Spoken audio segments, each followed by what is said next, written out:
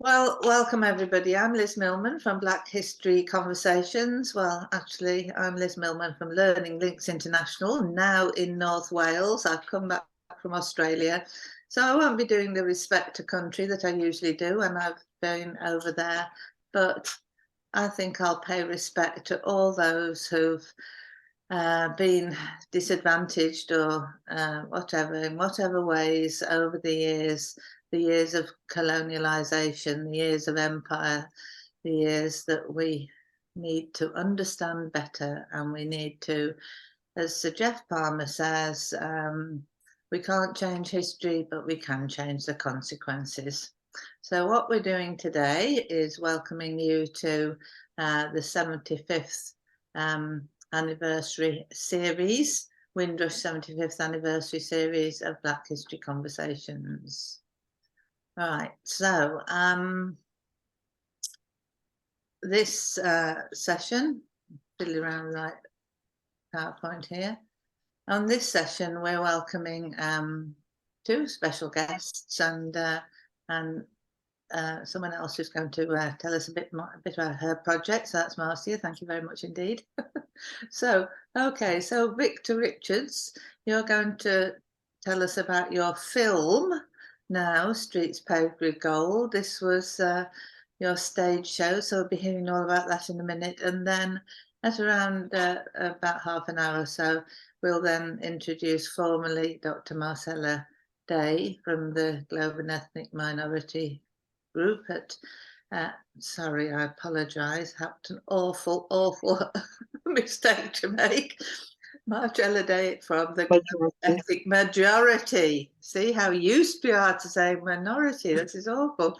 Global Ethnic Majority from the University of Northampton Staff Networks. That's lovely. And as I say, Marcia's also here with me. I'm in Colwyn Bay, North Wales, and the weather is absolutely glorious. So with no more ado then, we're going to say hi to Victor. It's many years since we first met. I think I was with Yasser Safari at some venture or other that I was involved in Birmingham. But Central Library, I think it was. Doing poetry, I think it was at the time. yeah. Greetings. Hello, everybody. Hello, we're in the world. It's a pleasure to be here. Liz, it's always great to see you again. Marcia, I think I'd like to talk to you a little bit later. I heard something about IT and stuff, and I was yeah, but yeah, I'm blessed and thankful to have health and energy to endure this 75th Windrush anniversary. It's been 25 years for me. For those of you who don't know me, my name is Victor Richards. I'm an actor, writer, poet. My specialist is when it comes to one-man plays, poetry, and a play that I've been touring. One of three plays I've been touring for nearly 25 years is Streets Paved with Gold. Some people know it, a lot of people still haven't seen it. It's designed for mainstream theatre, but it mostly goes into non-theatre spaces, particularly for day centres for our elders. And it's still on tour. A few people have booked it up for this Windrush, and that's a pleasure. I'm very grateful for that.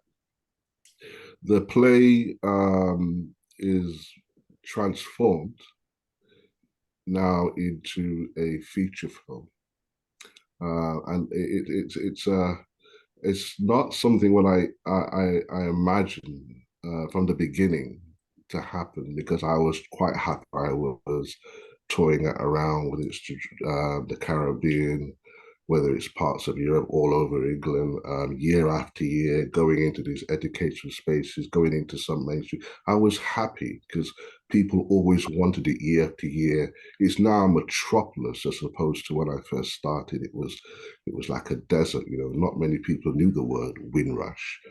But I suppose as time moved on, the book poetry trilogy came out of the play.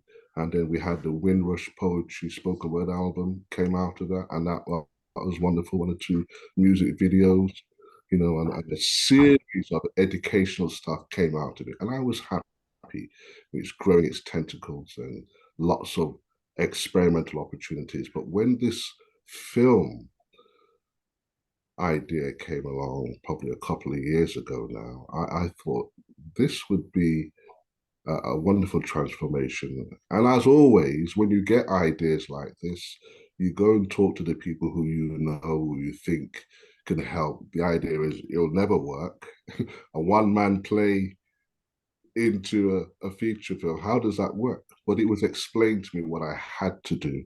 And to keep it short, really, what I've had to do with the help of my lovely wife, I had to be able to transform the original script so as all the characters come alive that I talk about in the play. And that's what was one of the main challenges.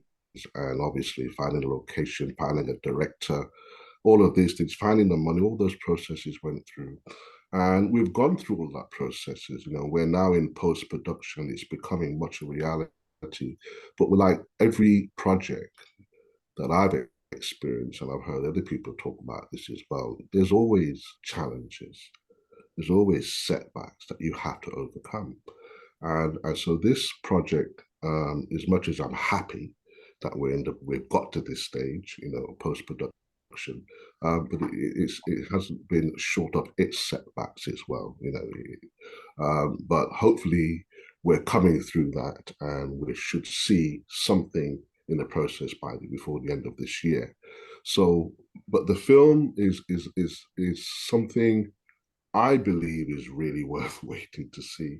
It's amazing, and to see those characters come alive. Not just the characters, the extra things you have to add in a story to bring it to the big screen. You know, I mean, we've got that First World War effigy going on there. I mean, you know, that was just amazing. And my granddaughter, my friends, the twist and turn, the thing that turns it into quite a thriller. But you know, the best part that I like about the film is, which we're still working on at the moment, is, you know, when you see those films where they do the voiceovers in the film, you know, somebody just, that's the part that I'm really looking forward to doing, because as much as you get the story, you get the action, you get all the actors, but when you get a film that actually tells a story in between to fill it out, I love doing that, and having the opportunity to do this in my film is great. And the other thing that I really love about this film, Streets Paved with Gold, is keeping it as a family film, because that's, the play is designed to go in not just to schools and colleges, but into churches, you know, and over the course of the Windrush tour, I'll be taking the play into Warsaw. Warsaw, yes, where I'll be taking it to one of the churches there. You know, so I wanted to make sure that we kept that theme, that feeling that it's a family show, you know. So by the time it's certificated, we go through that process. You know, it's going to be a family show. It's wonderful, but it's one of the things, that the challenges that we had with the film is we had to go through, when we looked at the footage, we realized they had to do some reshoots. So we had to do one or two reshoots to make the film stronger in the middle and definitely stronger at the end. And this takes more time and more money. And these are one of the challenges. But once it's done, once you've done it, you're really happy about that. And that's really what I hope that everybody will get to see in the end, you know. So definitely it is going to be completed. It's just taken a little bit longer. But I'm sure once people see the film, eventually you'll be very, very, very pleased and very, very surprised. I'm looking forward to, I suppose somebody asked me the question, why is it important to tell our stories? Well, it is so important to continue telling our stories, you know, about our Windrush generation, what, not just for the younger generation, but also to make sure that we're not airbrushed out of history, because I've seen it happen so many times. I remember meeting an old friend of mine, a lovely gentleman by the name of Thomas Baptiste, many years ago. I was lucky to meet him through a film that I was doing at the time called Amma Witchcraft. It was an African witchcraft film. I don't know if you remember it. Screened in Channel 4, 1991. And he played the lead in that. And I choreographed a fashion show in that film, which is now being re-digitalized and back on tour again after what, 32 years. And the director, who Dr. Kwesi Osawa, who's actually the person who's helping me and my director, Garcia, get through this whole film. It's amazing how life comes around and things that you've done and people that you've met come back in your life to help you. So that's why I feel very positive about the film. But for me, there's just so many things that when you look at it, you think, you know what, lightning doesn't strike twice, but definitely this is meant to happen. So I don't have no doubt about the film being completed, but I know there's challenges, and those challenges are there for a reason. It's just a test. But I'm sure that once people see the film, they'll be very happy, very, very happy. As I was just about to say, I'm looking forward to doing the tour of the play. That's wonderful to have to play again. And I'm not going to give all the dates now, but you can go to my website, victorrichards.com. But the dates start from the 16th of June right through to the 30th. And I can quickly go through them very, very quickly. You've got the 16th of June, which is Wolverhampton, the 22nd of June in Preston, 22nd of June, which is Harrow, 23rd, which is Walthamstow, and the 24th, which is Northampton, that's June, Elizabeth's hometown. And then you've got and then you've got the 25th, which is Birmingham, doing poetry again. You got the 30th again in Northampton. But all the details will be on my website, which is victorrichards.com.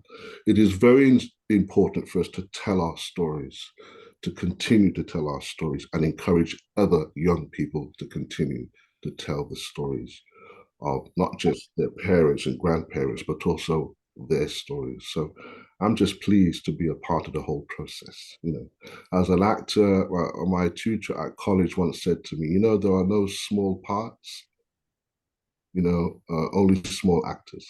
You know, so I'm happy. I'm happy. I'm happy. I'm looking forward to growing old gracefully. And somebody gives me a little part to play, I'll play the best of my ability. You know, I'm just humbled, man. I'm just humbled, and it's a pleasure to be here. I think it's really great to hear you. Let me just confirm one thing. So So the one man show is Streets Paved with Gold. That's right. The film is going to be Streets Paved with Gold. Yes. That's wonderful. And you've got all those dates. And I think you mentioned Walsall as well, didn't you? Walsall, yes. I think that's a Baptist church. I think the details are on the website. But to me, I haven't been performed playing the church for some time. I can't, don't quote me the name of the church, but I know it's definitely in a church Okay. in Warsaw on the. Well, I'm going to be a groupie, I promise you. I'm going to be a groupie. I'm going to, if I possibly can, I'll come to a Walsall showing, and I'd love to go to Wolverhampton as well, and maybe Birmingham. Who knows? I am in my element back here in the UK, Victor. I can't tell you. After nearly 4 years, I've been in Australia, which is very nice. Thank you. It's just brilliant to be back.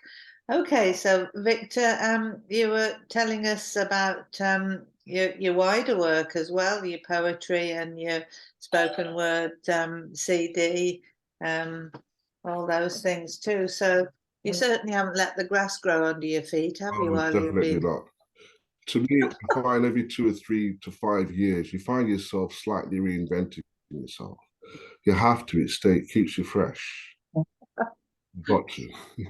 You've got to. You don't have to change. You don't have to remake the wheel. You just have to keep it fresh. You know, that's why so many people come and see the play more than 3 or 4 or 5 times, because they realize every time they come, I always do something a little different. I go off script, if you like. You know, if I see somebody sleeping in the audience, I have to find a way of waking them up. You know? You know, it's all very nice. And I like to surprise people, especially those people who sit at the front, you know, with the little dress, you know, get them to come and touch the dress, check the hemming on the stitch, you know, enticing, dancing on the stage. You always do something to keep it fresh. That's what people like. It's never just from the script. You just go with the moment and go with the feel, especially if there's young kids in the audience. So I love doing the play. People, Fantastic. It's been really great. If I can just name drop, I recently had the opportunity to go down to London to the I can't remember the name of the theatre where Lenny Henry's putting on his oh one-man yeah, show now, which is called August in England. So August is the character, and it's about the time that he spent in England. But what's really interesting about that performance, and why I was going to bring it up, is that you could actually purchase at a much reduced price the script. And he absolutely, I mean, I wasn't reading it while he was performing the play, but I read a little bit before. And when the play started, he's word perfect with the script, which he wrote, of course. yeah. But that's interesting. I mean, there were times when it appeared as if he was ad-libbing, but I don't think he was. He really followed it to he really refined it. But it's lovely to hear. And for you as well, as a performer, to do the same performance, again and again and again. It's really lovely to keep it fresh for yourself as well Oh yeah. and interact with the audiences. That's what's magical to me about often the way Jamaican poets perform. It can be that is the performance bit. It's really wonderful. Okay, so I wonder if anybody else has got any questions for you or any other points you want to raise. Marcella, have you got anything that you wanted to ask Victor about? Or Yes, I was just wanting to ask Victor, in terms of the upcoming film, how will you get it distributed? Or will it be that you go through to the regular theaters, or you have some kind of need ways in mind as to how you get it shared across the population? It's a very good question. Mhm. One, we haven't set a release date yet. That's one thing. The other is there are a number of festivals that are taking place that we're looking to enter. But obviously, you've got to choose the right ones, and we've got good guidance of which festivals to go for, which ones to avoid. And also, we're open to taking it to the community. So therefore, let's say June Elizabeth say, Victor, I want to bring your film down to Northampton. How do we do that? Well, we can organize that. She might say, well, I know a perfect place where it should bring, and it's just a case of a link. So it will be online. It will. There's once we've done the film. That's why the all the hard work and the process is so long. But once it's completed and it's there for life, that's why we're not rushing it. Because once it's out, we can't bring it back in, and that's what they tell me all the time. Once it's out, we cannot bring it back in. It's there forever. So we're learning patience and stealth, but once it's ready, I'll make sure that it's accessible for whoever wants it, wherever they want it. That is not going to be a problem. Yeah, that's thank fun. you. So it'll be so interesting, and particularly if you do engage with community entities to stage it. I mean, I'm thinking here in North Wales, the North Wales Jamaica Society, we could ask Pontio to screen it, put it in as part of their series here, Yeah. and that would be a really, really See good one. what I get from the more experienced directors and producers around me, and they're about 40 years ahead of me in terms of film. They say to me, the thing is, you can put as much time and money into a film. Fact is, once he's out, it's the audience who decide where it's going to fit in, where it's going to sit. Mm. So to me, you've got to kind of like put it out there when you're ready and just see what happens. But I suppose in my head, when I put my 10 pence worth of experience being as the original writer, I'm saying to myself, well, the play's got the original character from the film has got the original character from the play. It's got a lot of originality there. It's more than 70% of the story. We just had to twist it and change it and add all these extra bits and make it and put the cherry on top. But I'm thinking to myself, keeping the theme of a family show. There's no violence, there's no killing, there's nothing like that. There's no foul words being used.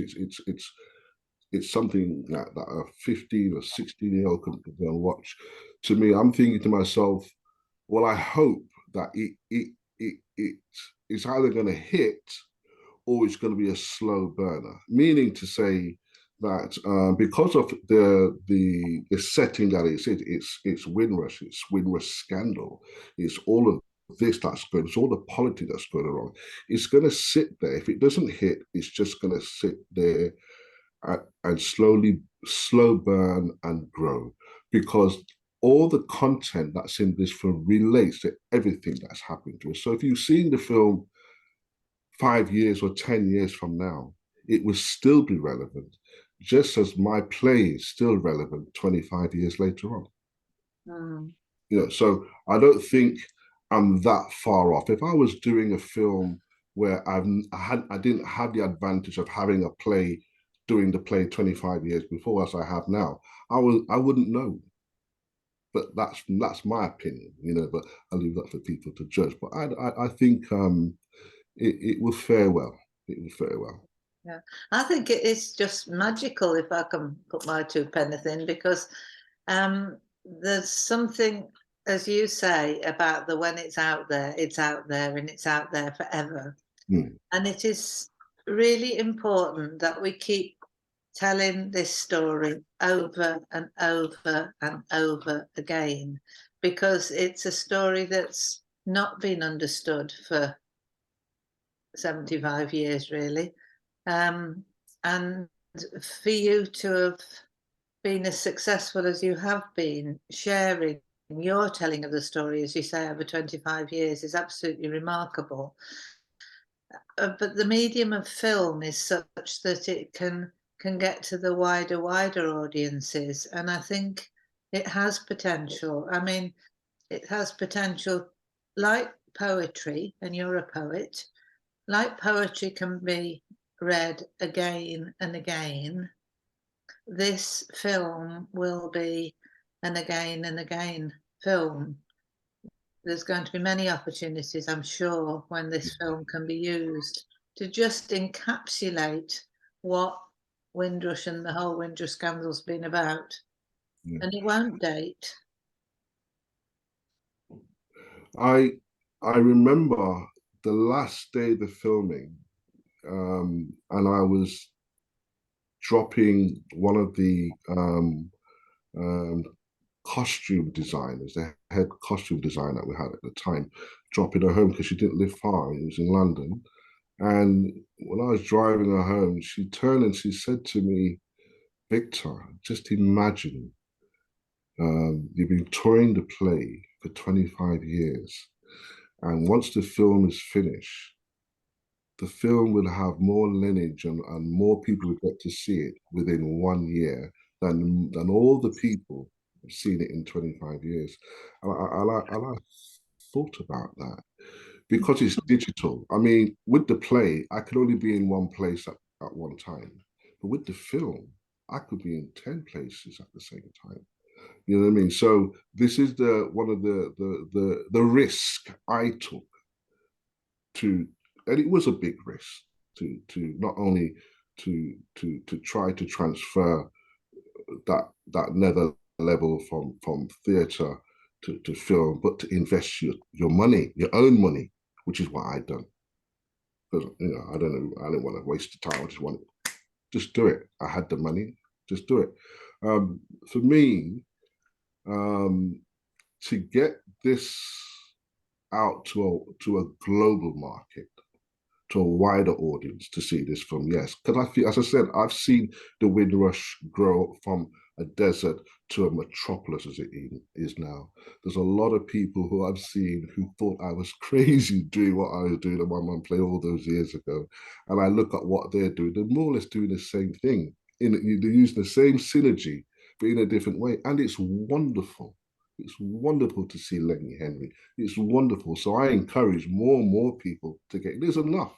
There's enough, there's a cake's big enough for all of us. And we need this to transfer, to get it into schools. That's where I'm targeting now. I've got something on my line, Poetry in Motion. I've just designed 25 years of my work going into schools doing poetry and workshops. I've now put it online. It's there to share for schools and to share for individuals. It's a wonderful piece of work. And that's what I want to talk to Marcia a little bit later on, or privately, if she has the time. How can I get this to schools? But what we need, I need a teacher, because teachers have been busy. They've been busy. They've been busy. They've been waiting for a friend to come back. But I need a teacher who understands the system to look at this piece of work and give us their feedback in terms of how do we approach to get it into the schools. So there's lots of things there. And I'm really, really happy. And I'm happy that you've showed the interest, Liz, you know. Yeah, but I'm just so confident that when people see the film, they're going to be surprised. But it's that moment of you know, it's patience, it's waiting, and I know people are waiting. I'm waiting, and from what I understand, we just have to get it done and get it done properly, and we can't rush it.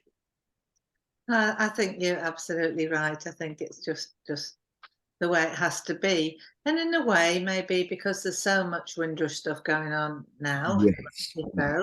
that this is something that will consolidate that, we'll move that forward, we'll give a resource to teachers, to churches, to keep recalling this story. We must keep the story as a very high profile in the UK at the moment. Really, really important. And also, Victor, I don't know if you've probably got good contacts in Jamaica, but certainly to help Jamaicans understand, because what happened at that time, I feel. I think they do understand, Liz. But Everybody, not everybody knows, but they do. I think they understand.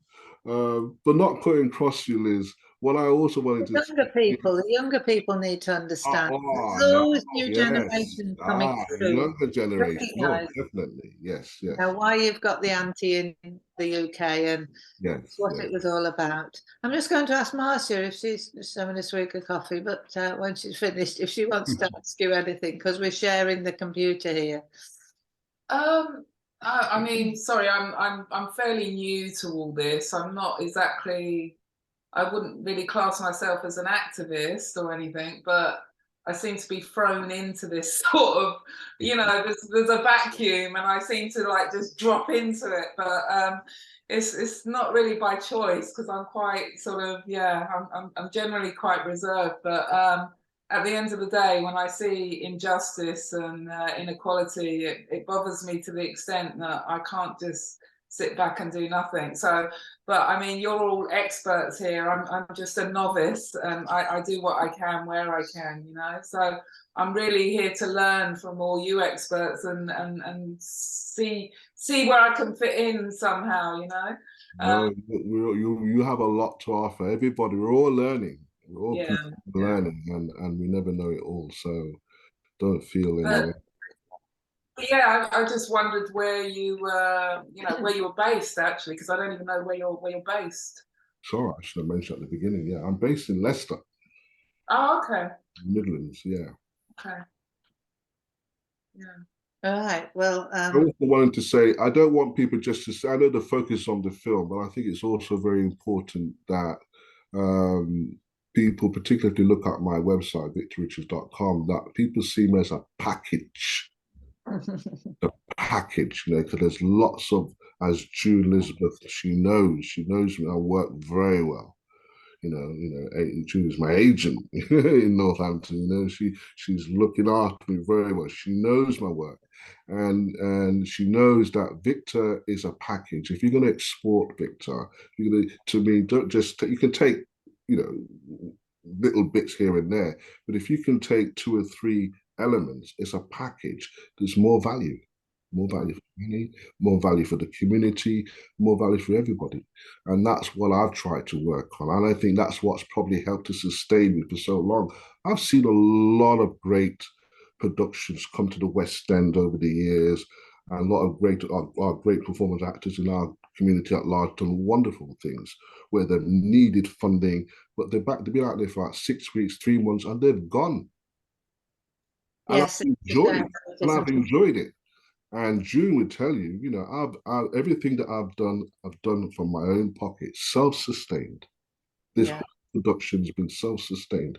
So even if this film goes under, to me, I'll just do it again.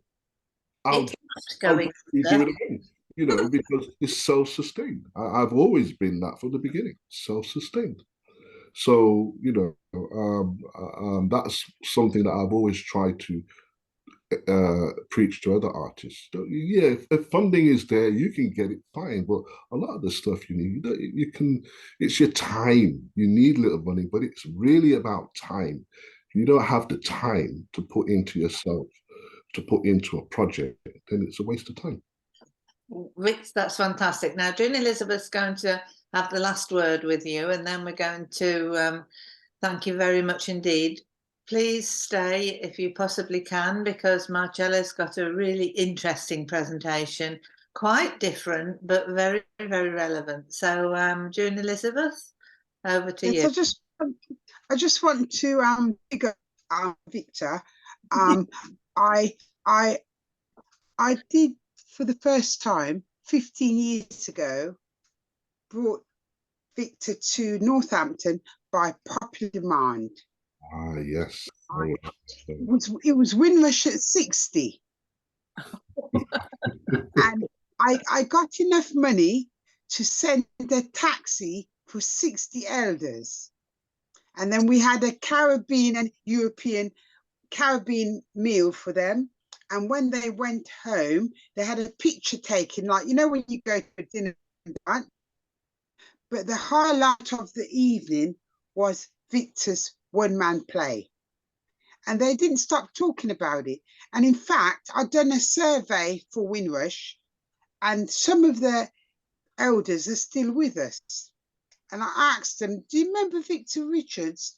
Would you like him to come back to Northampton? And they said, yes, man, you're going to bring him. So he's coming to Northampton, as he said, but when he comes on the 24th, he's doing the one-man play. When he comes to the university, because of time, he will be doing, just a very short, maybe we might be lucky to get 2 or 3 poems. Yeah. Yes. Thank you. I must say that, isn't it? I just want to thank him, because university, Marcel will let you know, we haven't got any money. And Victor's volunteered his time, his expense and his petrol and his expertise to come and support the Windrush at the university. So that's why I want to big him up. Thank you. Over and out. I do that. Thank you so much. Thank you. Thank you. All right, well, Victor, we'll chat offline, because I know you want to talk with Marcia. So at the end of the session, we sometimes have a bit of a carry-on chat. But if not, we'll be in touch with you very soon, because there are all sorts of possibilities. Are you also taking bookings for the one-man show at the moment?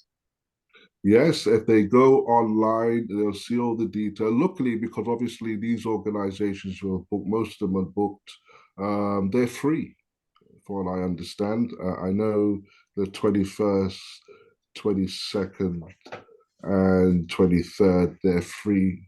And I think the 16th is free as well.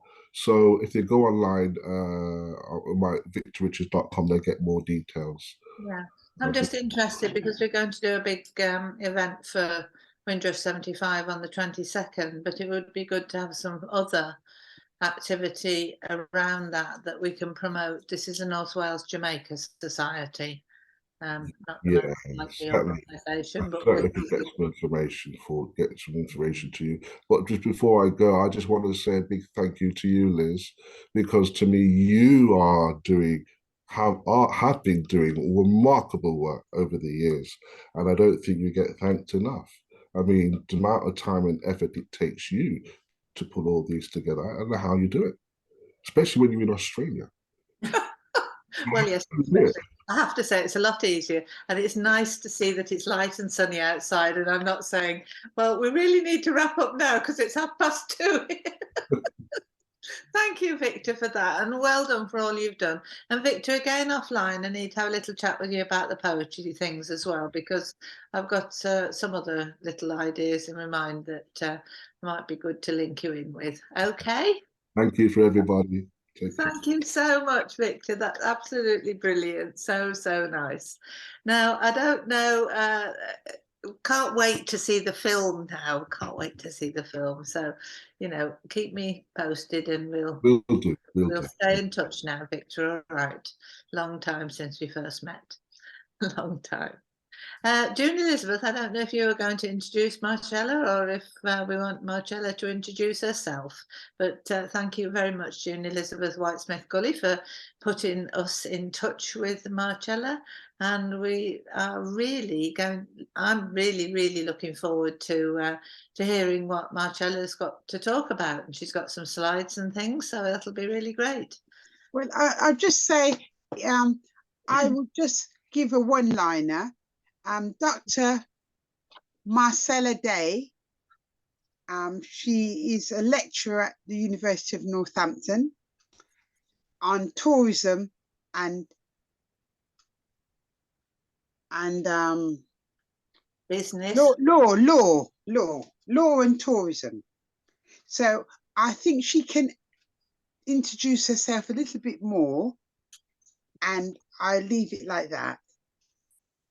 Beautiful. Thank you very much, June Elizabeth. And Marcella, over to you. Dr. Marcella Daye, we're so delighted you've been able to join us from the University of Northampton, where you are the lead on the global ethnic majorities. That's right. Yes, as I said before, the Global Ethnic Majority GEM, I'm the co-chair, and that represents the Black and ethnic minority staff members, Black and brown, we say, Black and Asian, because we have kind of found a way not to say BAME, staff network at the University of Northampton. Thanks again to Jude Elizabeth for introducing me to this group and for giving me this platform and opportunity to share my work to other audiences. Just to say that this research was commissioned that I was sharing with you now. Let me just get the title on the screen. See if I can get it on now. Let me see it. And give me the heads up, you're all seeing it, right? Yeah, lovely, thank you. Okay. So this was research that was commissioned by the EU before we left Brexit as part of a wider project that was done in association with the Norfolk County Council, as well as some other participants in France as well. And it was really looking at ways in which they could diversify not only their local domestic tourism offering, but also a mechanism by which they could find a way to get an extension to their usual season, the summer season. And one of the things they were thinking about was ways in which they could get marginalized groups or groups that traditionally wouldn't visit the area to get there. So under that overarching goal, they sent out a call for people to put in bids to be able to do this particular work package, which was to examine what are the barriers to ethnic minority participation in domestic tourism, leisure activities in general in the UK, and also in particular in Norfolk. So this is what this research really, the genesis then of this research. Well, I wanted also, before I move on to this slide, is that why I use the term summer holiday. And it's because, as you know, it's a line from a famous song by Cliff Richards. And I know everybody perhaps would know the song. And I'm just going to read a couple words. We are all going on a summer holiday. No more working for a week or two. Fun and laughter on our summer holiday. No more worries for me or you for a week or two. This was a hit song that he had in February 1963, and it was released as a second single from the film. However, this song suggests to all of us, I'm sure, this notion that we all have a desire for leisure, to get away from everyday routine in life, to experience other places, other cultures, and other peoples. And also because we want to relax, to find a way to widen our knowledge as well, and even regeneration as individuals, to be regenerated in spirit, mind, and body, and also to be entertained. In general, it's the human condition to want to go on a holiday, particularly in post-industrial societies. And as long as there is money and there is time, people will go, perhaps on a holiday. And this spans color, whether you're black, brown, everybody more or less has that sort of innate, not everybody, most people than not, have a desire to travel. And I know that some of you here as well have been on your own holidays. And however, the challenge then is, why is it that when we look at the statistics, when we look at the data, we're seeing some disturbing trends, particularly in the UK? 0.1% of ethnic minority people go on a holiday. 0.1% go on a domestic holiday. I should clarify that in the UK. We have overall in the last census, 2021 census, 18% of the population are ethnic minorities. Of that amount, 0.1% will choose to go on a holiday in the UK. But why is that the case? I'm sharing with you some images that I've been able to access from what's known as the Black Archives. There is this notion that people of color don't really do holidays. We don't go to relax in spaces. And it was something I've been trying to kind of tease out to see if I can find what are the historical antecedents that lead to these kind of stereotypes. I wasn't really able to understand where it came from, because from what I'm seeing from the US archives, quite a lot of pictures. This is from 1950s, as you could see in the US. Another set of pictures again.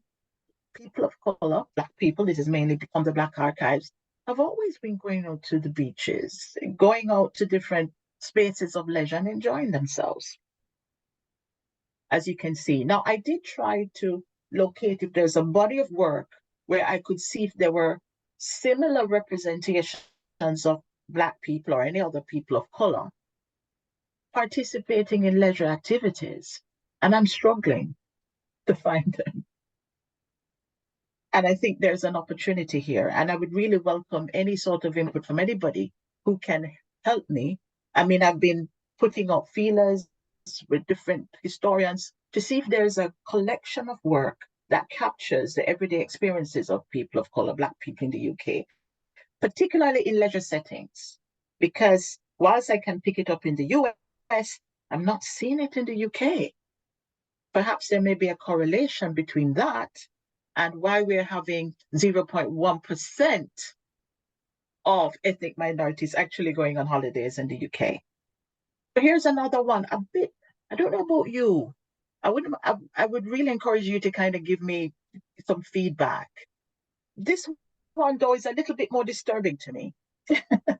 And this is a picture of people holidaying in Florida. Yeah, Silver Springs. And then if you notice at the time, we see the word for colored people.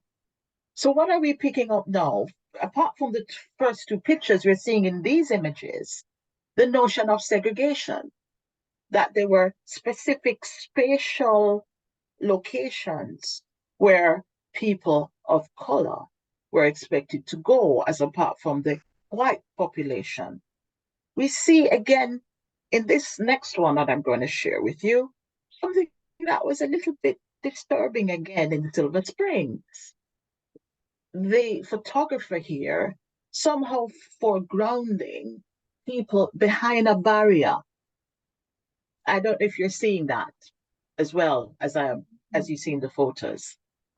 Some sort of notion that yes, people, yes, are supposedly in a leisured landscape, but there is a sense of being caged, a sense of being corralled into a specific place, and some sort of limits to where they could go and where they couldn't go. Now, some of you would have seen the movie The Green Book, yeah, which cataloged the notion of the fact that among Afro-American people, there was this green book that listed places where Blacks could go and where Blacks shouldn't go, predominantly. So we're seeing coming out from this image, even in the USA, that there are some notions of restrictions, of barriers to where people of color should go and where they shouldn't go. Now, if you come now back home to the UK, the question is that the same story? Perhaps not the same, because the UK has always been at the forefront to say that the UK is as a white majority country doesn't have the same sort of background and context as the US, where they actually had slavery. They said we didn't really practice slavery in the UK, so there's no such tensions, there's no such history of segregation and so on. So there shouldn't be the kind of similarities. So people always said, don't really kind of put the UK in the same sort of framework as you put the history in the US. But the question, again, does come up. It persists because, as I said to you before, the data is telling us something else. So what can we see about ethnic minority tourists and our experience? In terms of this research, when I went through all the what you call secondary data or desk research part of it, and I looked through reports coming out of government agencies, businesses, tourist boards, Natural England, countryside reports. There are several words that I've noticed that were repeated. When it comes to their experiences of leisure tourism in the UK, they were mentioned as invisible, insignificant, undervalued, underrated, ignored, or unheard. In many, if you should do a content analysis, and I was doing a bit of that, of many of the domestic tourism websites, and before that, brochures, you'd hardly ever see anybody of color represented in any of the advertising. Nowadays, there's a bit more sensitivity, and I guess post-Floyd George, many others, many destinations are aware that, yes, you do have Black and Asian people as Chinese people who do travel. Maybe, would want to go on a holiday in the UK, so maybe they should put one or two pictures, but that, in a sense, becomes tokenistic. Even with Visit Britain, who is the official what we call destination marketing organization that manages and markets tourism. Even with Visit Britain, what I found in my own analysis, going through all their promotional material for the last 25 years, you would see people of color once or twice, particularly in the last 3 years, represented in photos, but you'll never get any information about what they want or what people of color, Asians, would be interested in. Nothing to say in terms of what they would want to experience in terms of their cultural reference point. It was more about dropping in a picture here or there. This contrasts with perhaps other minority groups. There's extensive instructions, extensive guidance on how to cater to LGBTQI or how to cater to people with disabilities, but hardly any recognition of the needs or accommodation of people of color. So we're seeing that there is definitely some sort of disparity. Now, the underlying assumptions has generally been, well, people of color overall are essentially marginalized. They came here to work, and so whilst they are in the UK, they're just going to work. And they perhaps don't have the income or the life chances. So what is the sense of then tourist boards or tourism authorities or tourism businesses developing a marketing plan to cater for people of color? So these are some stereotypes that is not really underpinned by any sort of focused or targeted market research. So just to share with you the research objectives for this particular commission piece of consultancy, which I did for this particular project. It's first of all to identify the range of barriers to participation in domestic tourism among ethnic minorities, hear it from our point of view to get empirical data that people can reflect as to why they're not choosing to go on holidays or a range of leisure experiences in the UK, and to clarify the reasons that may account for these low level of visitation patterns to some areas of the UK or to most areas of the UK for leisure and recreational activities. So that's what I wanted to find out. So let's look again at some more statistics. We find that in around, I think this was in 2018, the total number of volume of visitors in the domestic tourism in the UK is 57,894,000. But this is among the white British total. Yeah, 54. But among the white British total, is 54,714. Ethnic minority total is 2,844,000, a big gap. And remember, we represent about 18% of the total population. So a lot of us are not choosing to go on any kind of holiday, not even to mention summer holiday in the UK. There must be a reason or a context for that. Let's look at this other baseline data of domestic tourism. Now, orange color at the top is not that it's at the very top, but it represents the contrast between people of color and also the white majority population, which represents the blue. As you can see from this, the orange at the top represents the small number of ethnic minorities who go on holiday by ethnic, in terms of ethnic group. And if you notice, there are some areas where we tend to go more than others. And those are the areas where there are large cities, multicultural cities. So London, West Midlands, where you have Birmingham, little bit in the East Midlands. And you will see, sorry, I don't have for Wales. This is mainly England. So I don't have Wales and Scotland represented here because this is what I could get out of Visit Britain. So you can see there's a pattern. In Yorkshire and the Humber, hardly much of a area of visitation. So what we're seeing from this statistics is that there are certain parts in the UK where it's more likely for people of color to visit and others where there's just hardly any sort of representation. And that could be as well because it's a reflection that people of color tend to go where they have visiting friends and relatives. This other baseline data is important because what it shows us here is June and July, which are the peak summer months, is also the point at which you have minority ethnic people traveling, showing a similar visitation pattern where it peaks in the summer. So people of color do tend to go take most of their visits to places in the UK in the summer. And if you think about it, this is a time as well where the white majority population are also taking their holidays. So there's more of a time to have encounters between the Black and the Asian and the white population during this period in the summer, because that is the time of preference, because school is out and it's warm and it's wonderful to go out into the countryside and to the beach. So this is a time when it's more likely you'll have these encounters. Let's look at some more statistics and see what they can tell us. What is the spending like? Because this is basis on which there's a lot of argument by businesses and by Visit Britain and those in authority. Why should we try to make any special effort to market to a group that are not spending as much? Well, this is some of the basis and the argument they use. If you compare what the white majority is spending and comparing what the ethnic minority groups are spending, they're saying, well, the market is not really a high-end market.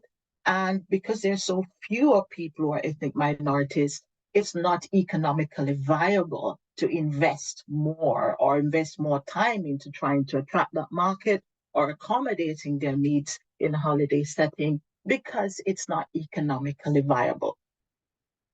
So these are some of the arguments in the context that is being used sometimes to say, why should we invest more? What's the benefit to get? Well, of course, these figures again reflect what is a reality. Less people are going out to have holidays from ethnic minority groups to have their holidays in the UK.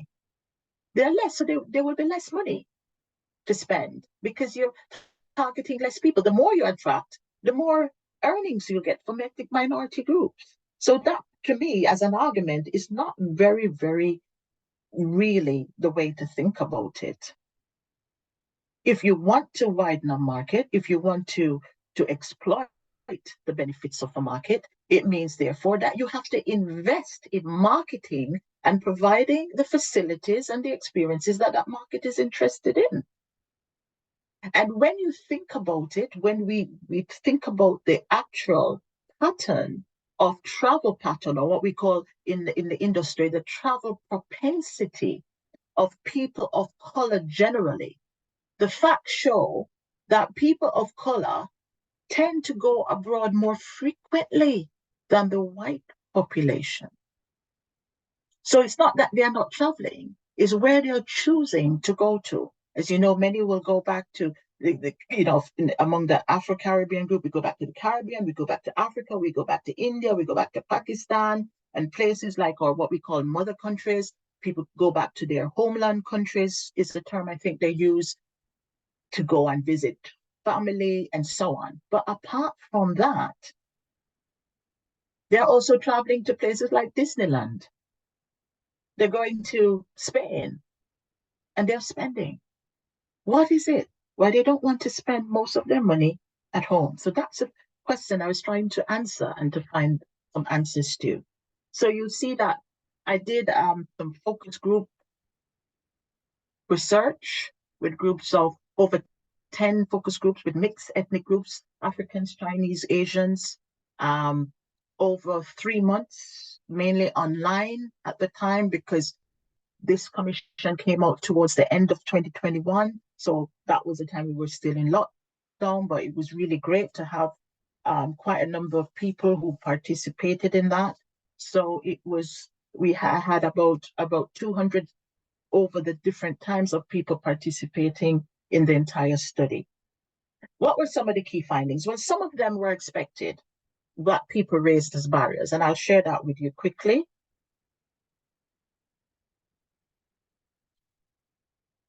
First of all, socioeconomic factors, about the cost, and really it was about, when you look at socioeconomic factors, it was mainly within a particular grouping of people who just didn't normally have that kind of income, or people who mainly relied on benefits, who then had to be encouraged or given incentives to go out to the countryside and to take holidays. So this was more of a form of people in this category would more be engaged in social tourism. Then there was the notion that wintry cold weather, we're not going out there in the cold for many people of color, although it wasn't as widespread as people thought it was. And I'll share with you some of the examples of that. Then there were some stereotypes of ethnic minorities. Black people don't go on trails, Black people don't walk. There were all sorts of different kinds of stereotypes that have been used to say we don't need to we shouldn't market to people of color because they really don't really do the travel thing, or they really don't really know how to go into the countryside. But there was also the question of value for money, because many ethnic minority groups were saying, but listen, the money that I spend to go to the Caribbean or to go to India to have a wonderful holiday, when I know I'll be treated right, I'll get the food I want. When I compare it to taking a holiday in the UK, it doesn't add up. And I'll share with you some of the quotes on that. But what I noticed that was very persuasive, and which I would say is the most predominant factor, was the risk of racism. There was this notion that there was still some areas or some experiences in the leisure environment that meant that people considered twice before deciding to spend their money to go on a holiday. So I'm just going to share with you in the next couple of slides some of the direct quotes that people said so that you on your own can determine what I was getting, in a sense, from people in terms of communicating their own experiences about going on a holiday. And this was one respondent who was an Afro-Caribbean female participant in it, middle-aged woman, and she said, I really not sure what it is. I think perhaps it's that comfort thing. I remember when I was growing up, I remember it was always used to be seen that white people went on holiday and Black people stayed at home. It was really quite a strange thing. And when we used to break up from school, there's 6 weeks holiday. We didn't necessarily go away, and what used to happen is members within the family would be going back to, say, the Caribbean, and that was that. That was a big thing. But you never really went on holiday. You went on trips, the occasional day trips, but you never really went on a holiday. That was a white person thing. The generation now, though, don't really care about that, and they're everywhere. But I think especially with the older generation, they're perhaps still that little bit of uncomfortableness. So there's a historic suggestion of a historic context to that, where the older generation, her parents were Windrush, and she, now middle-aged, was saying then there was this thing, that's how I was brought up. We weren't really comfortable out there, but she's noticing with her child and with other younger people that they don't have similar constraints. So let's move to the next one. The question about travel motivation, the stereotypes which says people of color don't really have that desire or motivation to travel as the white majority. Well, this person was just expressing her views about how she sees her motivation. She says, I think cost as well could be as much as I have a bucket list and I want to go everywhere. I want to go to Scotland, Ireland, and I do think in the back of my mind about where I'm going to go. Am I going to be well received? The more touristy is the better, because then you don't think about it. And I think when you go abroad, you go to an airport, it's international, everybody's got that buzz, no one is looking at each other, they're going. It's a different buzz. But if you go into areas that are unknown in this country, and we know the issues with this country, that's ongoing. We have seen it happen, even with the Brexit thing all over again. I do second guess to make sure whom I'm traveling with, and I want to be able to be comfortable and relaxed, and I have to think about that. So I think definitely about the cost of things, but to a lesser extent. So yes, people do factor in how much it will cost, but for them, the idea of being the assurance that they're going to be comfortable, that they're going to be relaxed, that they'll be treated well, that will be well received, is what ultimately influences their decision whether to go on a holiday break in the UK or not. Then there's this last one about people who, this whole thing about the risk of racism. Yeah? Not the risk of race, sorry, cold, wintry weather. Now, this quote comes from a from one of the owners of a travel agency that promotes skiing for people of color only. And I was able to interview them because there's a group of young women in their mid-30s. None of them have reached 40 yet. And these are highly, what we say, professionals, group doctors, lawyers who decided that they wanted to do skiing.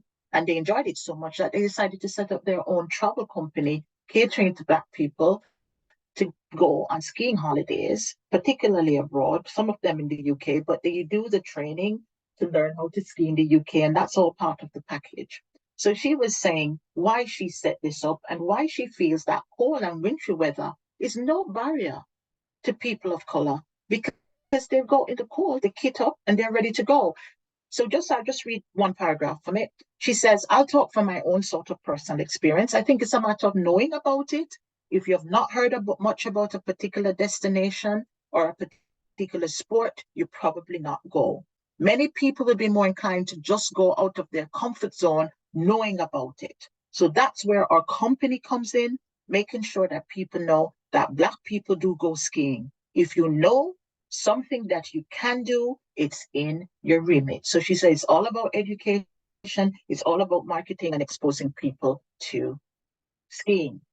And then, of course, the big one, which I put in bold capitals, the risk of racism. And this Asian female said, so I'm trying to think. I think, honestly, a lot of people, when they think about going on holiday or traveling, the big part of it is, here that word comes again, the feeling of relaxing or release. And I think a lot of people are looking for sunshine, but doesn't happen here. And when you pile all these kinds of cons against the UK, so it's not going to be sunny, it's potentially going to be expensive, and you might be discriminated against, or you might stick out like a sore thumb. So people are factoring these things. And of course, this is a young Afro-Caribbean man who says he thinks there are places that exist in the UK. You're thinking, well, if I go there, you don't know what's going on. What is it going to be like? Are there people that look like me or culturally represent me? Are they going to be there as well? It's not something that I would say that bothers me and would stop me from going anywhere. You know, I go to lots of places for walking and traveling in the UK, but I think there is some aspect of it that we have to think about when we travel. So even for the young and brave young men who are more bold, they still say there's aspect of that they think about. Is there a risk of racism? Now I'm sharing with you quickly some of the social media postings that I found in relation to experiences that people have had as people of color in the countryside. And this is ongoing. This was a snapshot, but it continues. There's a group of Muslim hikers led by, I think, out of Coventry that went to that went on a particular trip to the Peak District, and this was just an outburst of abuse that they experienced. And you could see some of the, if you can read, to see some of the really abusive quotes that they experienced. People saying they are not proper walkers. And he was sharing some of the images of their Christmas Day trip when they went to the Derbyshire Peak District walks. And just yesterday, I found this. You can see the date. Was the 30th of May. I found this, and this has happened the 30th of May. Family racially attacked with weapons on Great Bar Park during picnic. So the notion of there being no risk of racism in reality, and it's just something that people of color are imagining, is not really true. There are real lived experiences that we see. The whole notion that people in the countryside, we are mainly urban people, we live in cities and big towns where we don't go to the countryside, again, is reflected in this particular Twitter posts. People are complaining when they saw people of color walking out there and said, you've already taken over our cities, please leave the countryside alone.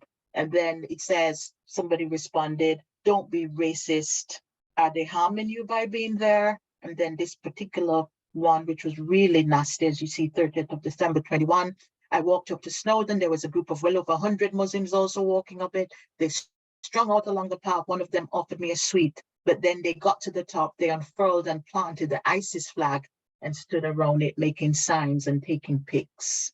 Very nasty comments that people were getting. So the whole notion of, are they these safe spaces for people of color, has led to a movement of different groups of people coming together. Particularly, you would have heard of Black Girls Hike, which is a group that's now quite the lady in the purple in the middle, that's Rianne Fatukun, she's the leader, and Country File BBC did a report on them on the 14th of January. Well, it was aired before the 14th of January, and then the BBC got lots of complaints about, why are you showing Black women walking up and down in the countryside when that's not a true reflection of what Black people do. The BBC then responded to say, we received some complaints from viewers who were unhappy about the item we showed on Black women walking group. BBC decided that they were not going to take it on board. Again, this is an Instagram account of it, the BBC responding after several complaints featuring, why do Black women dare to go on a hike in the countryside and then to film it on Country File? Then Trisha Goddard got into the discussion and she posted things that she's been told of over the years, that Black people don't hike, Black people don't trail run, Black people don't ice skate, Black people don't ski. She said, oh, didn't get the memo. So quite a bit of activism, quite a bit of agitation, lots of contestations going on to kind of make the case to account for the barriers, the reality of the risk of racism, and to account for the 0.1% of people of color who go on holiday in the UK and why they don't go on holiday in the UK. However, there are groups that are resisting that. Again, this is an example of Mount Noir, the group that I told you I interviewed of 4 Black women who are running this skiing tour company, and they come on Twitter and they do post, and quite a number of different groups. I can tell you about 8 different groups that I follow now on social media, representing people of color involved in all sorts of different sports, coming out as a group to kind of reclaim that space, to say, we do enjoy leisure, we do enjoy hiking, we do also go out to the countryside, and you're not going to stop us. And so this particular group of girls, they do tend to be, I would say, a bit of fashionistas. They tend to kind of display their wealth and the fact that, yes, they are kind of wealthy Black Africans, and they say we wear a bright colored designer suit, which they do. But it was very obvious that we were the only Black girls on the mountain, and they celebrate that. So we're seeing as well quite a number of people of color posting on social media, operating as influencers as well in that space, as a mechanism to encourage and show that people of color are really much. There's quite a number of lots of movement going on to highlight the different ways people of color are involved in leisure and travel. So the approach for the future, I think, and not even for the future, but for now, and this is where my activism is focused, even with my research and also with the work I'm doing with actual agencies in the tourism sector, is that there's a value proposition. It is not a business deficit. You're not going to go broke if you target ethnic minority groups. The value proposition is that if you make them visible, if you see them as significant players in the market, if they're valued, they're rated, they're recognized and represented, then you will see the benefits of actually developing targeted marketing strategies to encourage people of color participating in the UK domestic tourism. And this is what I got a quote that I will end with from one of the participants. The person said, "But I feel these marketers should increase Black representations in travel industry on multiple levels.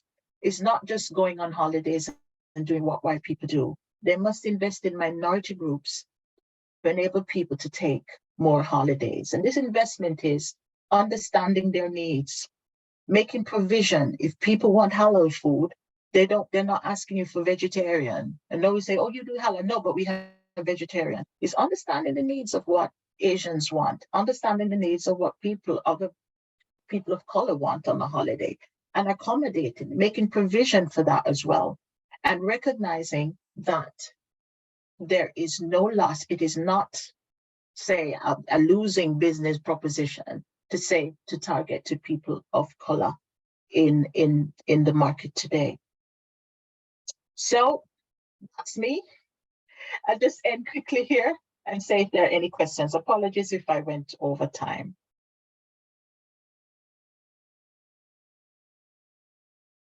Fantastic, absolutely fantastic. Wow. Gosh, that gives us something to think about, doesn't it? It really does. Oh. But in a way, it's kind of sad because we understand that this is reality, isn't it? Yeah. Yes, right. Okay, any questions? June, Elizabeth, and I think maybe Victor. Well, firstly, thank you very much, Dr. Marcella. That was very, very well presented, and I could stay on board. I'm not very, very good with figures, but it was well presented. And what I would say is that I have been to America. I've been to over 40 different states in America, and when I was young, and I've also been to Canada and Jamaica, and I've never been on a holiday in England or like in Europe until like the last 13 years ago. I always saved up. I mean, all my nurse friends, they used to go to Spain, but I'd save up maybe 2 or 3 years, go look for my family in the Caribbean. Yeah. So I've noticed that now, I notice that now, yeah, the younger people they are expanding, they are exploring. I think that may have something to do with the intermarriage then, you know, the mixed cultural relationships. So, you know, and in England, Black people have got a bit more, we've got a little bit more money. Yeah, when I was young, we used to go on a Sunday school trip, and we couldn't wait for Mr. Brown's seaside trip, and we might go to like Margate or Cardiff, and then in the night we go on a ship for a dance. That was our big trip for the year. But as we've got westernized and we join different clubs, the clubs introduce us to the countryside. And in Northampton, we used to have a roots festival where we go into the countryside and take I've got pictures of it, you know, and they used to have it up Pittsford, and then they moved it to like out going to Wellingborough way. So I think it's got a lot to do, as you have very nicely presented, to do with economics. And I will close that when my son was growing up, we went to Norfolk, because you did mention Norfolk. Yes. And I'm trying to think the name of the place. We went to Norfolk and we went in a shop, and up to now the man didn't serve us. And that was when my son was a teenager, and he's 42 this year. And we just thought maybe he was doing something. And then a white person came in, so he just showed us that he was not going to serve us. And, you know, it kind of put a little damper on the holiday, but that's life really, because I've been to lots of holiday places, and on the coach, I might sit next to somebody and we have a nice conversation. And it's not what colour they are, it's just how life is, you know. So thank you very much. Yeah. Well, Thank thank you very much. That was interesting insights as well, June Elizabeth.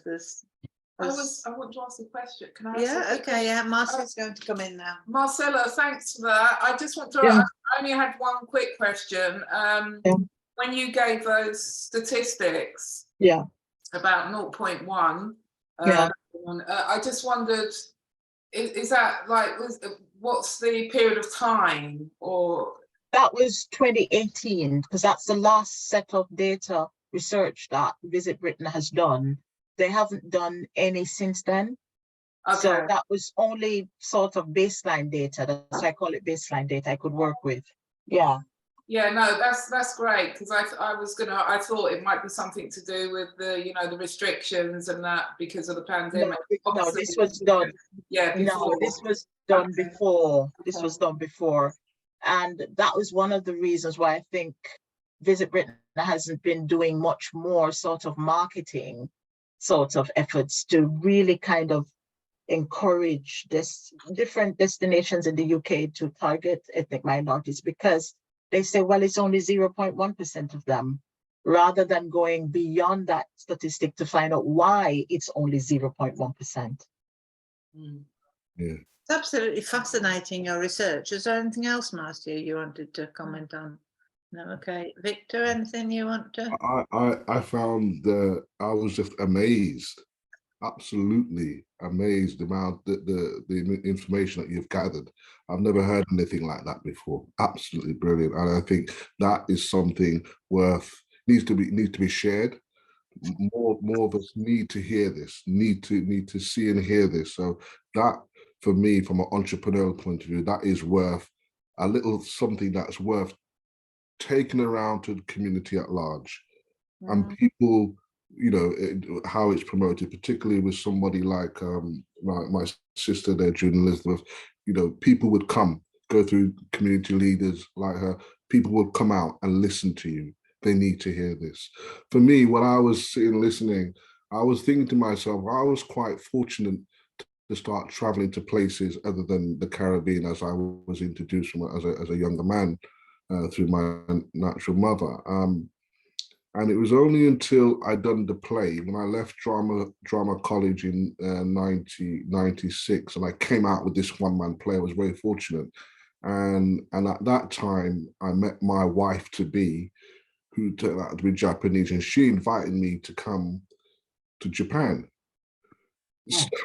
So I thought, oh, it's not going to happen. But, you know, as the months went by 97, she went and got the money, raised the money for the hotel. She says, hey, you coming to Japan for 6 weeks with my one-man play, 1997.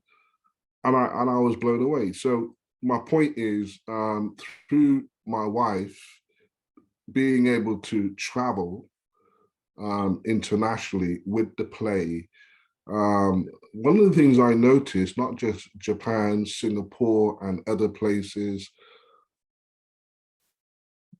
there were no Caribbean people. But the one thing I noticed, everywhere I went, there were Indians and Africans, especially in Japan. I was surprised how many Africans there were in Japan speaking the language.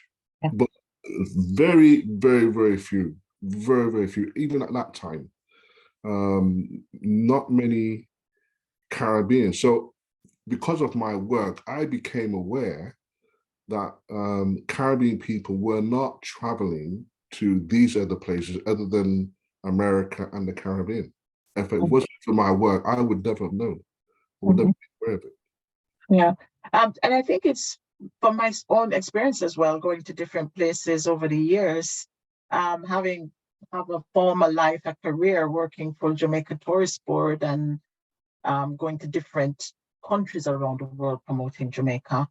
You don't tend to see, predominantly see white people rather than and blacks. But what I'm coming to note, though, in recent times is that that's changing. It's slowly changing, particularly even in the UK, because you find in the demographic of immigrants that are coming in now are people who are coming in the professional classes. So people are coming in to work in the NHS.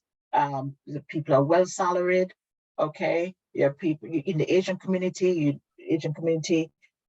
Second generation, third generation now are mainly in the professional group. So these are people with good income. They can afford to go on holiday. But as a research show that was done by University of Surrey, they're predominantly going overseas. And what we're picking up as well is that they're spending even more of their disposable income on vacation experiences than their white counterparts. Okay, so it's not so much now in our today's scenario an issue of money. Perhaps around the time with the Windrush generation, new immigrants, you're about buying a home, you're about getting your children educated. And then if you're going to go abroad, you're going home to see your people. Yeah. Okay, but that has changed now with second and third generation, as Julie Elizabeth pointed out. Younger people are saying, okay, we grew up here, we're aware of all these different attractions. As you see, as again with that group Mount Noir, the Black African girls that run that tour operating for skiing, they're saying, if they're going skiing, why can't we do skiing? And we don't have a problem with it. So they're saying, we're going to tell people about skiing. We're going to increase the representation of Black skiers on the mountains. And we are going to make it accessible at the same time. So what they do now is that they go to places like Milton Keynes, they go to Scotland, they go to London, where they can have people who can train. So they train people how to ski in these leisure areas. And then, as they said to me, was that they get better deals from tour operators in France and in Europe now to give them good packages, because they seem to be at least a little more open. But as you saw from the website, the social media, you saw those comments that people were making. These are recent things that were done in 2021. So when the issue is that people are saying, oh, it's just one or two racist stats creating a problem. No, it's not. This is my argument. The problem is structural and is systemic.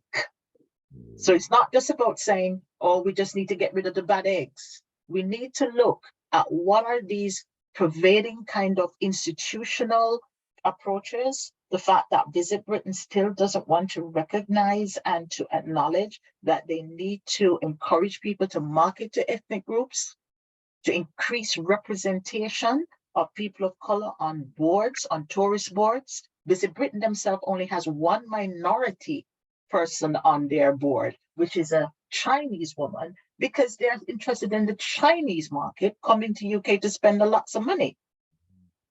But nobody else of color. We're not represented on the countryside. The Glover report, what was done about countryside and access to the countryside, highlighted the problem of discrimination that people of color experience going in the countryside, and that the boards do not represent ethnic minority groups. So unless you begin to put people of color in these decision-making areas, in areas of power where they can influence policy, then the problem will remain systemic. It's not just about a few racists out there, it is also structural, it's institutional. That's great. I think 100% I agree with you. I think now is the right time. You've come out with this at the right time. When all of us doing what we're doing together is going to have an effect. Definitely going to have an effect. Interesting, when I was in Japan, I met I think it was the Attorney General, who was a Jamaican, posted in Japan. And one of the things, they were having a drive to bring, have more Jamaican restaurants. They needed people to come and set up Jamaican restaurants in Japan at the time, because obviously they had the big festivals and they didn't have that originality. So to do anything to get people to come and set up restaurants, Caribbean restaurants, Japan. So I was able to see a lot. But I think now, I don't think why I agree with you. I realized when I started to do my work, I stuck with it because I was only going to do it for 1 year. But just as you were just describing about the extent of this racism, it was endemic. I seen it, I can feel it. Even when I was at drama college, it was there. When people came down from different places, they spoke to us. I know how I felt, but it was very hard to articulate. But I decided to leave drama college with something that I can own. And I had very good teachers who were white, and they advised me that if you stick with this, because you're in a historical country, we show you how to put it together, but we advise you one thing with this play: if you bolt on an educational package with it, it would give it shelf life and you can do more with it. And I'm so glad I listened to them, because over the last 25 years, just exactly as they said, it just grew and grew and grew. And I understood later on exactly what they meant. So when I listen to people like yourself, Marcia, I really understand what you're talking about and what you're doing, because it's similar to what I'm doing. And it's like, after a while, you don't have to do anything, because it's people would just get it. You've done all the groundwork. Yeah, it's there. All you got to do is put it out there and get people to buy in it. So it's good. So this is what we need now. That is, so I'm going through my journey and see all these different people like yourself coming on with something completely new. When I look at the formula, wow, it's just amazing. Just amazing, but it's relevant how you put it together. It's structural and it will last forever. What you do, maybe you change a few dates here and there, but basically the basic formula you put together would never change, because we know 50 years, okay, it is getting better. We are living together, but it's still there. The racism is institutional. It ain't going anywhere. All right, I was just going to say, cheeky stepping in here for Marcia, that when you were in Japan, I don't know if you came across a lovely lady called Yvonne who'd written a Japanese Jamaican dictionary. And when I was there, when Yasser Safari was touring and he was performing there, we met this Yvonne. And one of the reasons, because the Japanese love reggae, is that they wanted to understand what the words were about. So she created this dictionary so people would understand. So I don't know what happened to mine. I think it was sort of too popular and somebody decided to love it more than I did. So yeah, it was a good story, that though. Okay, right. Well, thank you very much indeed, Marcella. That's really given us something to think about and a bit of a project to work on, because Black History Conversations, we kind of pick up projects and we kind of follow through stories. So Victor, we'd love to follow through your story, how the film's getting made, then seeing how the film's being distributed, what the reactions are, how perhaps, through other people's work, we can make links for you and other things. So that's wonderful. Marcella, this presentation was just, we knew it, when you know something, but the facts were just there, just absolutely. And if you can help me, perhaps just to cut in quickly, I'm just looking for photos of people so we can build our own archives, similar to what we saw, the one with the US, of people of color in leisure settings. So we can really disrupt and dismantle the stereotype that we just don't travel or enjoy holidays. Well, if I can just say, and Simon's going to come in next. Simon, sorry, I've got a queue of people now. Let Marcia come in next, then you, Simon, and then I'm going to tell you about Natalie and Bernard, and I'm writing it down so I don't forget. Okay, Marcia? Well, I'll just do it quickly. In response to you, Marcella, quickly, I've probably got some photos that I can give you, of my childhood, but I'll be surrounded by white people, so it'll be one little one little mixed ethnicity kid surrounded by a host of white people on a UK holiday, basically. But if that's what you want, then I can furnish you with some of those. But I won't actually have access to them until August. So you can let me know if you want them or not. But yeah, I just want to say, really, it's just roughly what I'm involved in at the moment, and it's called Pobl Fel Ni. Okay, so Marcia, we'll let you talk about this now. But Simon, was your point about Marcia's talk? Yes, it was. It was about Pop in first, couple of interesting connections potentially for you, which are in Leicester, Tara Munro, who does the Black History Tour. And some of the places she takes people, they're not just in the city. She's taking people out to very white places. So I think there might be some good pictures there. And I'll try and dig out a couple to stick in the chat because I went on one of the tours. And the other is Derbyshire Refugee Solidarity. They do quite a lot of work taking some of the people who are waiting for settlement again out into the countryside, so I can ask them if they have any pictures maybe they can share. I know they have Instagram accounts, it's worth looking them up, their Instagram and their Facebook. And then, but yeah, I could also introduce you to Julie. That would be great, Simon. Yeah. That would be great, Simon. Thanks very much. Now, my two bits to chip in are one, that my friend Natalie Fagan-Brown, who comes on here quite often, is an avid traveller, and she goes all around the country, and she would be a really good one. She's Jamaican, and she came here with an interest and a determination that she was going to visit all parts of the UK, which she's done over the years. And so she may well have some really interesting stories to tell you. But also a gentleman called Bernard Burrell, who does Facebook actively. And he also does the Coxsons from Jamaica Facebook page. And Bernard travels in his retirement, travels all around the world and the UK, I expect. But his latest trip was to Barcelona, and it was fantastic. You know, when you get there, you manage to get a friend who does holiday trips on Facebook, and you can travel around the world with them. Well, he's one of those anyway, so that's good. Okay, so now I'm just going to thank you again, kind of formally, Marcella, and thank you very much indeed. It was just brilliant, great, and good questions, good discussion. But now I'm fortunate enough to be with Marcia, who I just met earlier in the week, I think, or maybe last week. She's up here in North Wales. She's in Colwyn Bay, which has its own very interesting Black history, which I'll say a little tiny bit about at the end, because we'll be wrapping up in a little while. But Marcia is involved in a very interesting project, and she's just going to tell you all about it now. Right, hello there again. So I'll just be as brief as I can.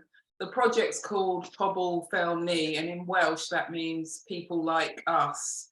And basically we're showing that there are ethnic groups within Wales, and we want to talk about, you know, cultural diversity and the fact that it's ingrained within the Welsh culture. So we want to talk about the past, present and future of this sort of cultural melting pot, as it were. So what we put, it's a work in progress, but I hope that it's going to kick off in around September. And we're hoping to not only go into dedicated exhibition spaces, but also into police stations, into hospitals and into schools as well. So we do have all these connections with these different institutions already. So it's just, I'm in the process of actually making these things happen. We've been working with a few different groups. So we've worked with a Japanese group, we've worked with a Chinese group, we've worked with West Africans, we've worked with some Caribbeans, not many, and refugees as well. And we're probably going to have some, you know, white minority groups as well by the time we finish. We're putting this all together. The school, we already have like a pilot school who's doing some really interesting anti-racist work. They're taking a new legislation here in Wales to become an anti-racist Wales by 2030. That's the goal. They've got an awful long way to go, but at least they're you know, they seem to want to engage with different community groups. So it's great. So the school that I'm currently working with, hoping to go in there and do some workshops with the children. They're really, really on board with it all, and not just as a tick box exercise, but they really, really do want to engage with different communities. So it's great, Victor. You know, I can't wait, you know, when this film comes out, to see how we can incorporate that not only into like you know, the Windrush events that are happening around here, but also just into maybe, you know, to get it part of the curriculum would be wonderful, so that Black history is not, you know, it's not just something they focus on in October, or they don't just have a Windrush Day, but they actually factor in, you know, part of you know, part of their history, you know, focusing on Black UK history, or history, Black UK Welsh history, things like that, Yeah. so that they incorporate it into their curriculum. And that's what I'd like to see. Because I'm really shocked. I mean, I've been here, on a personal note, I've been in Wales for about 6 years. I'm London born and bred, and I've got family in Northampton actually, so that will be interesting. I'll have to come and visit you when I come down to Northampton. But yeah, but I've been here 6 years, and you know, I've got my daughters, I've got teenage daughters, and you know, they came back from school, and I said, "Oh, what are you doing in history?" And you know, "What are you doing anything about Black history?" And you know, it's just shocking. It's like I've gone back 50 years in time or something. What they pulled out, you know, what they've been doing, like these mud huts and stuff. I just don't even want to go there. It was just like, absolutely, I was appalled. It's better not to even touch Black history. If you're not going to do it, like give it some respect, then don't do it. So yeah, it was just, I didn't know what to say. And not only that, like there's been lots of racist incidents, you know, concerning my own family and that since we've been here. So you know, they've got a long way to go, but at least the legislation is there, it's in place, and you know, these groups are accessing funding that's there. But even before this, like, and there are little pockets of funding, and the way it's doled out is just not very good. The whole thing's like a bit messy, but you know, I'm sure it'll get better over time. But I agree with Victor in what you were saying, because like even before I moved here and managed to get, you know, little bits of funding for this, that, or the other, I was still passionate about, you know, breaking down these barriers and opening people's eyes to like the bigger picture, and seeing, you know, how you know, Black people's cultural, how the culture has influenced us here in the UK in positive ways. So I was already doing exhibitions with my own money, my own time. I was already doing that, and in London, in Birmingham, in Salisbury. So I toured with an exhibition from artists from Zambia, from Soweto in South Africa. And, you know, people used to come up to me and say, you know, please keep doing this, don't give up, because we're learning so much from these paintings, these artifacts that you're showing us. You know, it's wonderful to see, you know, Black art on display and things like that. Which is all very well. So you get, you know, all this wonderful feedback, but it takes a lot out of you at the end of the day. But yeah, I'm also on this, like I said, this personal journey as well, which will probably, you know, we're thinking about maybe doing some sort of documentary or filming it or something, because I work with, you know, a film director who's won an award actually here in Wales for doing a Windrush film about Enrico Stennett. And probably do a short film just about my you know, my journey, my life, and obviously that will culminate, I'm hoping, in me coming to Jamaica for the first time, or going to Jamaica and doing a little bit of digging about my own sort of personal history, and yeah, so that will be, you know, included in what we're doing, hopefully. But I don't know if there's anything that I probably left tons out, but that just gives you a quick overview. But yeah, I hope we'll talk again, you know, properly, Victor, and see, you know, how we can include, you know, your work in what we're doing. There's lots, particularly when it comes to motivational talking. That's something that I've been called up to London to do at universities. Didn't want to do it, didn't think it would work, but you know, when people say, no, you're the right person, come along, and they turn out to be right, and they come back again. Yes, so there's lots, and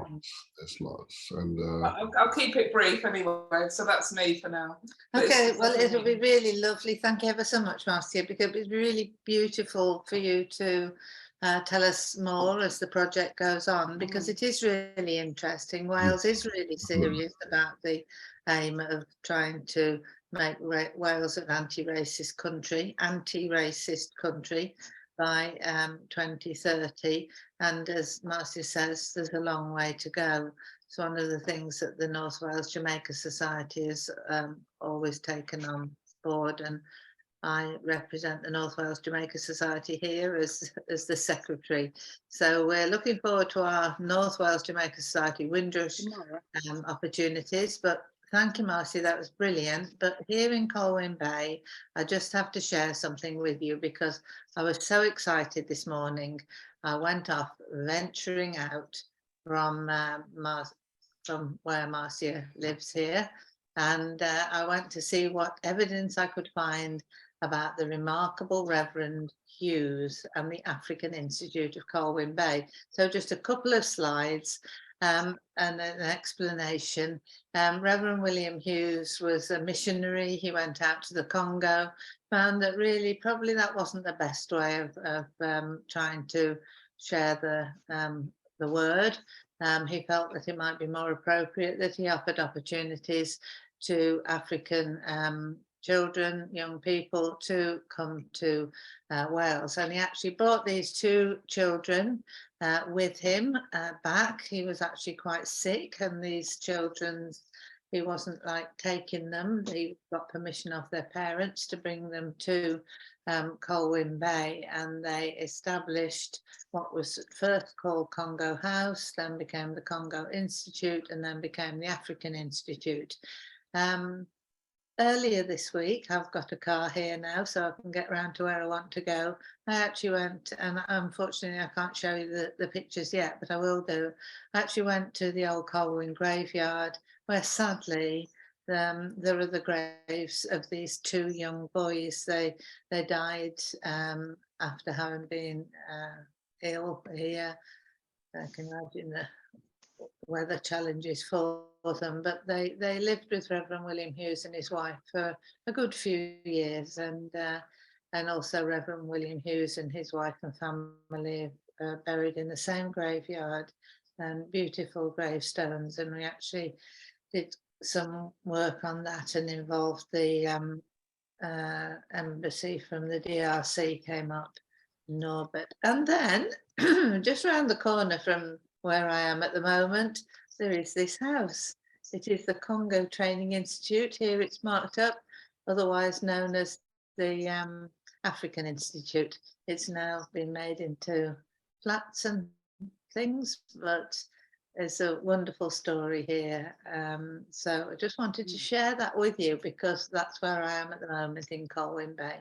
Good to meet Bunmi as well. Bunmi's joined us from Canada. Great to meet you, Bunmi.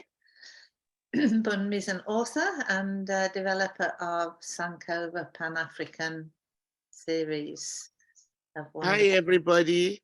Hiya, Bundy. Sorry I joined late. Looks like I missed a really great presentation. I'll make sure I look out for it for the recording. The recording will be there, yes, Bunmi. How are you doing? Not bad, thank you.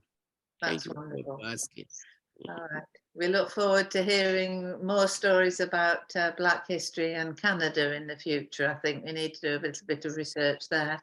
We're just concentrating on Windrush and other related things at the moment. And it was good today to have Marcella to talk about a challenge that has really gone unresearched before, probably, and although recognised, and that is that people in our Black and ethnic minority communities are not holidaying like we might see white Britons, and certainly I gather in the last few years since I haven't been here.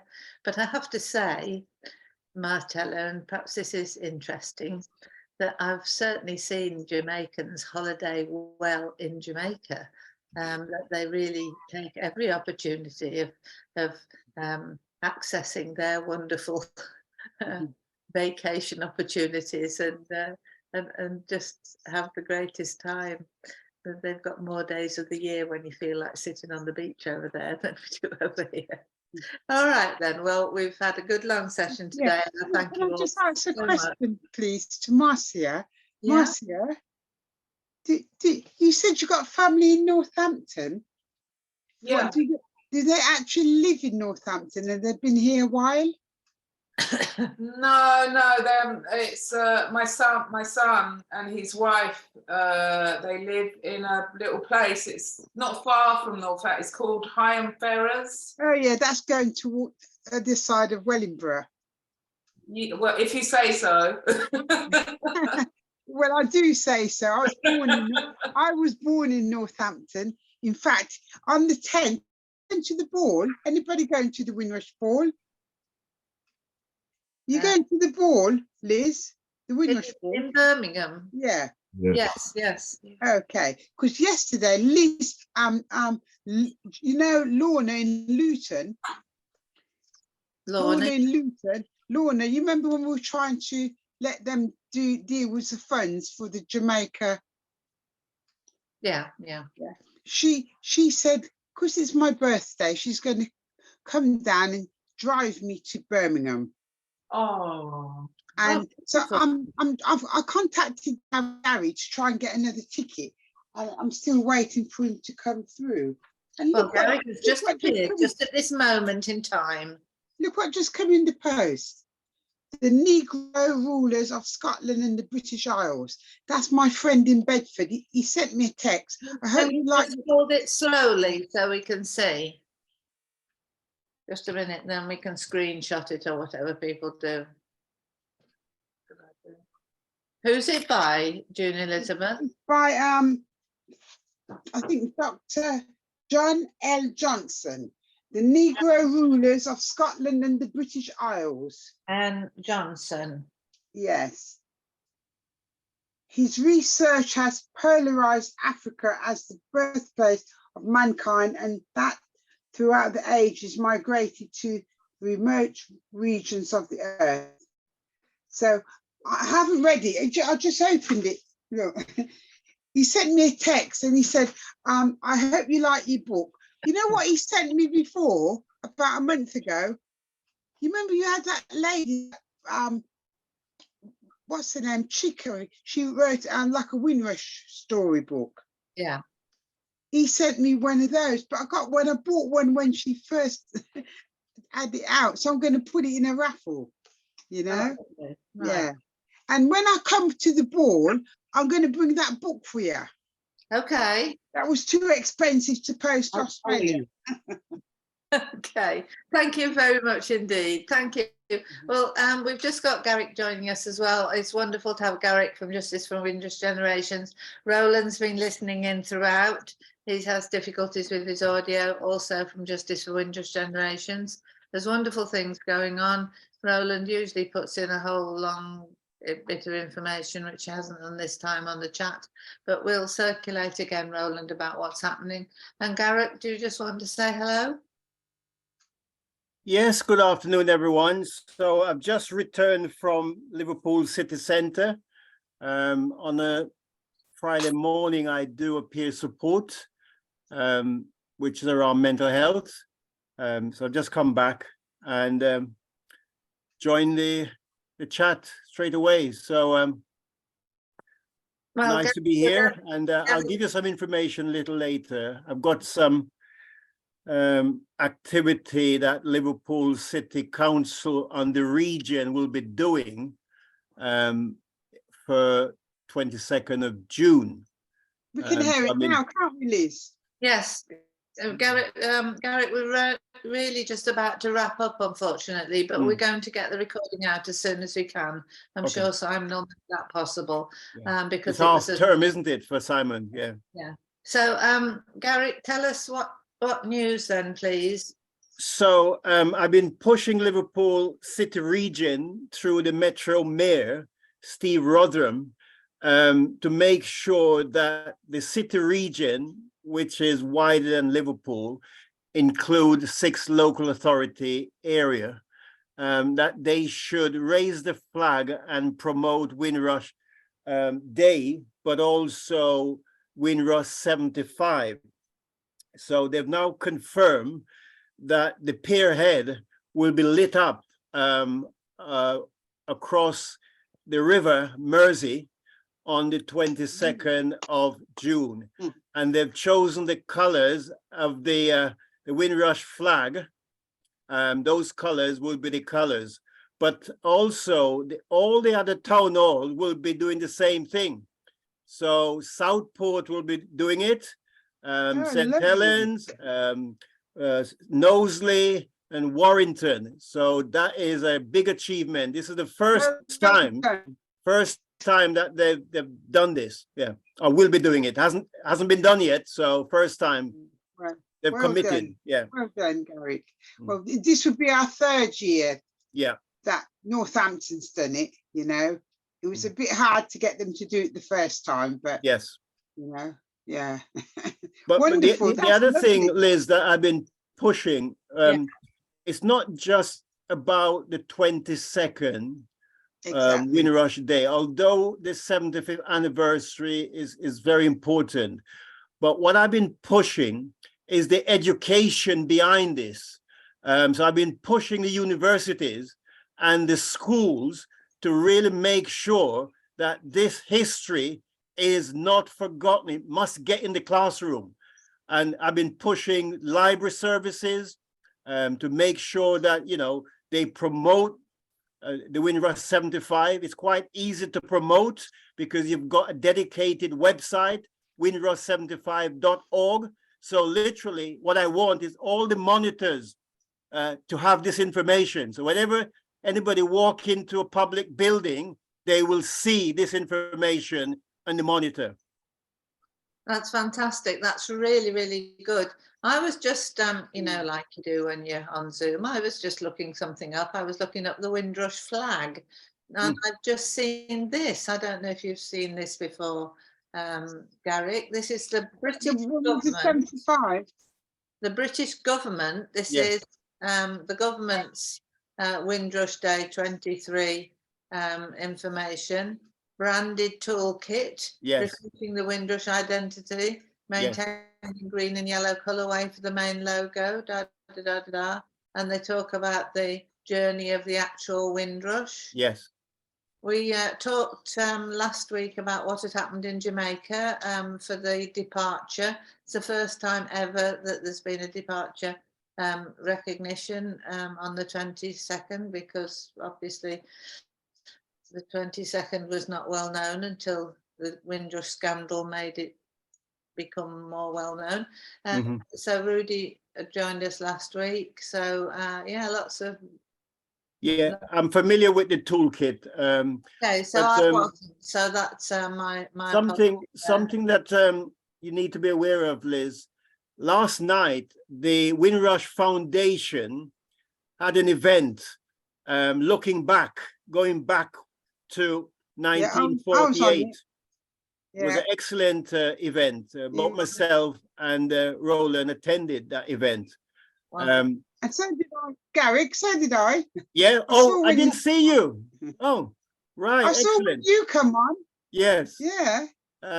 So, and there, you know, there are resources available through the foundation to support key stage skills you know, all the way up to GCSE level. Right. And I've just found on the government website as well that they have actually now published 22nd of May, sometime back, a short summary of the 45 projects to be funded under the Windrush Day grant scheme, because Right. there was a hiatus about that, wasn't it? I'm not going to scroll through the whole lot, but we've got, oh, lovely. This is a Bernie nice Grant one. Center, yeah. The minority senior citizens, BEMSCA, I know them well. They're a lovely, lovely group down there. Bernie Grant's Art Centre, Brixton Project, Black Arts on the Move, Blackstone Partnership, Bounce Legacy Brighton, as that was beginning with B, Broxbourne Council, College Arts, London, Craft Space, there's a whole lot of things. And just to say that that we've just had information from Race Council Cymru to say that we can apply for up to £3,500 by the 9th of June. This is a short notice, as Windrush. Oh, very short notice. But anyway, I had a very good meeting yesterday with the town clerk at Bangor Council here up in North Wales, because Bangor has this shared history of the Pennant family and the plantations in Jamaica and Penryn Castle. So town clerk's agreed that now the town council is going to, well, it's the city actually, Bangor, the city council is going to host the event, and they are going to invite a representative from every other authority in North Wales. So that way the message will go out, and we will ask that representative when that invitation goes out, and Marcia may be able to help here. So if they know of anybody who is perhaps part of the Windrush generations, then anybody else with an interest, then they can also come across. So it'll make it the key event for North Wales, which is really rather special. And he also offered to fund it as well. That sounds excellent, Liz. Just something else I would like you to do, Liz, in preparation for the 22nd. Yeah. I would like the Windrush flag to be on the building where the conference is being held. Well, I had a look at it yesterday, Garrick, and it doesn't appear to have a flagpole. So that's something that we need to think about, where the flag can go. Where can we get the flag from? And I will send you the details. Nigel Guy from Bradford. Yeah. I'll send you the contact. Yeah. Thank you. That would be excellent. But even if we're not able to raise the flag on the building, we can have it outside the building. Yes. So you know, we can make sure it's visible, seen. Yeah. Do the dressing of the event, so that will be good. Excellent. Now she knows she's doing the dressing of the event. That's news to me, folks.